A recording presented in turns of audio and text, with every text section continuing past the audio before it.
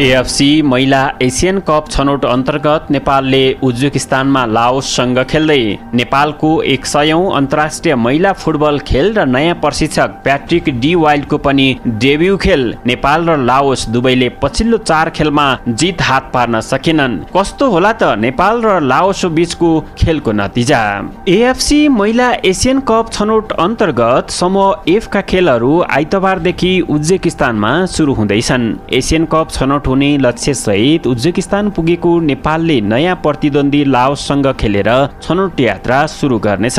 नेपालका लागि यो एक खेल मात्र नभएर अन्तर्राष्ट्रिय महिला फुटबलमा ऐतिहासिक खेल समेत हुनेछ। अन्तर्राष्ट्रिय महिला फुटबल खेल्न थालेको 4 दशकमा नेपाली महिला टोलीले लाओससँगको खेलबाटै 100औं खेल पूरा गर्दैछ, जुन नेपाली महिला फुटबलमा अर्को कोसेढुङ्गाको रूपमा रहनेछ। छनौटको पहिलो खेल ऐतिहासिक खेलमा नेपालमा नवनियुक्त मुख्य प्रशिक्षक प्याट्रिक डी वाइल्डले पनि डेब्यू गर्दैछन्। यस खेलमा नेपाल लाओसलाई हराएर सुखद सुरुवात गर्ने लक्ष्यमा रहेको छ। खेल उज्बेकिस्तानको तास्केन्ट स्थित बुनवोदकोर स्टेडियममा नेपाली समयअनुसार साँझ 6:15 बजेबाट सुरु हुनेछ। आइतबारै घरेलु टोली उज्बेकिस्तानले श्रीलङ्कासँग खेल्नेछ। यो समूहमा उज्बेकिस्तान सबैभन्दा बलियो टोलीको रूपमा छ। घरेलु टोली भएकोले उसलाई फाइदा पनि छ। उज्बेकिस्तानसँगै नेपाल समूह विजेता बन्ने दावेदार टोलीको रूपमा छन्। नेपाल र उज्बेकिस्तान बीचको खेल अन्तिम खेल भएकोले यसअघि नेपाल राम्रो सुरुवात गर्न चाहन्छ। समूहको विजेता मात्र महिला एसियन कपमा पुग्ने भएकोले हरेक खेलको नतिजा महत्त्वपूर्ण रहनेछ।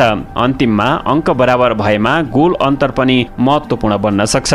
मुख्य प्रशिक्षक प्याट्रिक डे वाइल्डले शनिबार आयोजित प्री म्याचमा नेपाली टोली शारीरिक र मानसिक रूपमा तयार रहेको बताएका छन्। फुटबलमा सबैभन्दा राम्रो पक्ष भनेको उच्च स्तरको अन्तर्राष्ट्रिय खेल खेल्नु नै हो। शारीरिक र मानसिक रूपमा तयार छौं, हामी हाम्रो तर्फबाट बेस्ट दिनेछौं, उनले भनेका छन्। यस्तै स्टार फरवार्ड सावित्रा भण्डारी साब्बाले पनि हरेक खेल महत्त्वपूर्ण हुने र पहिलो खेलदेखि नै राम्रो खेल्नुपर्ने बताएकी छन्। मिडफिल्डर रेणुका नगरकोटीले पनि नयाँ प्रशिक्षकको अन्डरमा ऐतिहासिक खेल खेल्न उत्साहित रहेको बताएकी छन्। महिला फुटबलमा नेपालले लाओससँग पहिलो पटक खेल्न लागेको हो। पुरुष फुटबलमा नेपाल र लाओस पहिलो समयमा भेट भइरहे पनि महिला फुटबलमा भने यसअघि कुनै खेल भएको छैन। त्यसैले दुवै टिमका लागि यो नौलो प्रतिद्वन्दी हुनेछ। तर पछिल्लो समय नेपाली टोलीले महिला फुटबलमा विभिन्न अन्तर्राष्ट्रिय खेलहरू खेलिरहेको छ। करिब 1 महिना अघि नेपालले बलियो टोली थाइल्यान्डसँग मैत्रीपूर्ण खेल खेलेको थियो। नेपालको तुलनामा लाओसले कम खेल खेलेको छ। नेपाली महिला टिमले पछिल्लो 4 खेलमा जित भने हात पार्न सकेका छैनन्। गत फेब्रुअरीमा भएको अन्तर्राष्ट्रिय महिला च्याम्पियनशिप लिगमा नेपालले म्यानमारसँग 2-2 को बराबरी खेलेको थियो भने फाइनलमा म्यानमारसँगै 2-0 ले पराजित भएको थियो।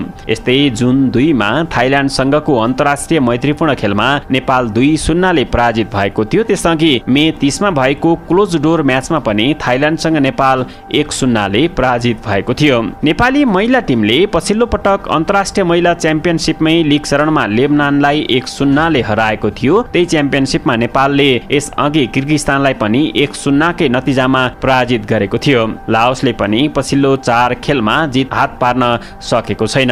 अक्टोबरमा भएको मैत्रीपूर्ण खेलमा मलेसिया र साउदी अरेबियासँग पराजित भएको लाओस नोभेम्बरमा भएको एएफए वुमन्स कपको समूह चरणमा सिङ्गापुरसँग 1-0 ले पराजित भएको थियो भने टिमोर लेस्टेसँग गोलरहित बराबरीमा रोकिएको थियो। सन् 2024 मा लाओसले यही 4 खेल मात्र खेलेको थियो। लाओसको तुलनामा नेपाली महिला टोलीले धेरै अन्तर्राष्ट्रिय खेलहरू खेल्नुको साथै एक्सपोजर पनि पाएको छ।